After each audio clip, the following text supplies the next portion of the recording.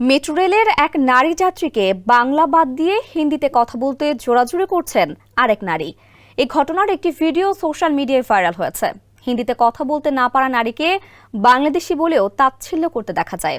ভিডিওতে দেখা যায় বাংলা ভাষী নন এমন এক নারী আরেক নারী যাত্রীকে বলছেন, তুমি বাংলাদেশে নয়, ভারতে আছো।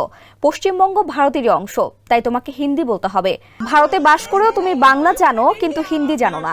এরপর বাংলা ভাষী নারীটি প্রতিবাদ করে ওঠেন। তিনি বলেন, আমি পশ্চিমবঙ্গে আমার নিজের জায়গা থাকি, তোমার জায়গায় না। তুমি আমার রাজ্যে এসে আমাকে বাংলায় কথা বলার জন্য অপমান করতে পারো না।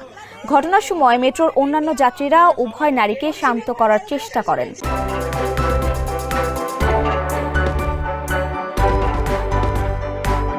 এ সময় প্রথম নারীকে বলতে শোনা যায়, মেট্রো তোমার নয়, পশ্চিমবঙ্গও তোমার নয়।